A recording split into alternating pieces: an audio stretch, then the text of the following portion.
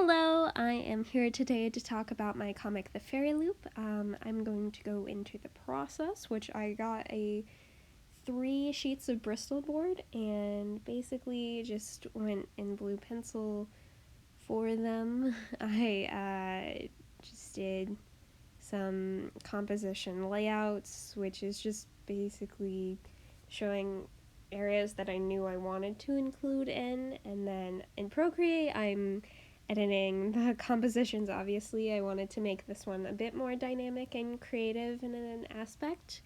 This is supposed to seem like a person dropping petals, which you'll see. I needed kind of just a reference of the hand because I had no idea and limited time, so I kind of cheated on that, but everything else is all mine.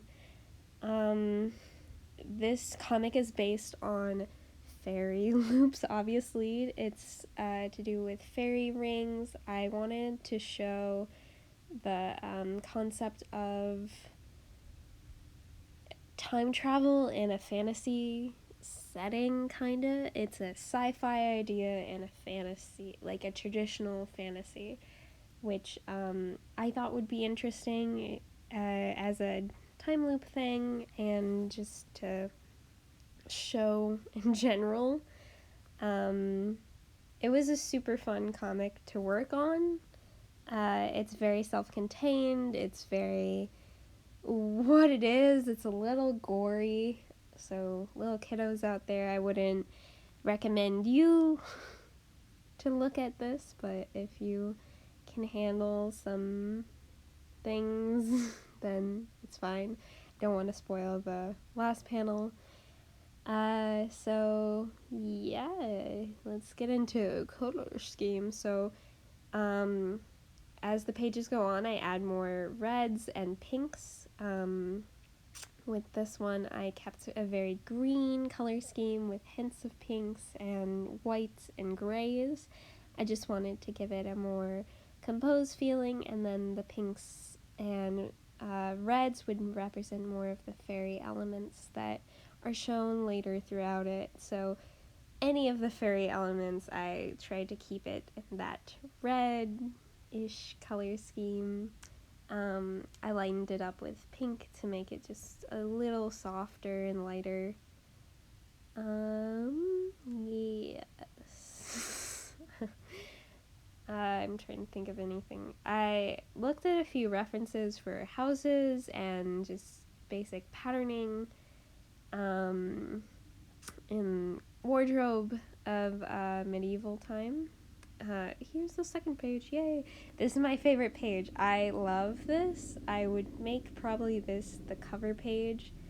It's just very flowy and has a lot of just fun colors for me. You see pinks are way more in. She has a pink dress on now. She is in a pink object. It's very, very pink, and reds will be seen throughout it, with hints of green for the greenery, of course. And yeah, the background, I actually use the Procreate watercolor, but if you didn't want to use the default system, I would go and use watercolor separately, scan it, and then put it in as your background. That would make it a little bit more unique. I wanted this one to have a very paint-like quality, so that's why I did so much blending with some elements and tried that texture. Ooh, the final panel, hey. So this one's the final panel, yay. This is the most rushed. I had a hard time developing the ideas. This is the one that I had no composition ideas because I wasn't fully sure if I wanted it to be like this, but yep, there it is. Squish.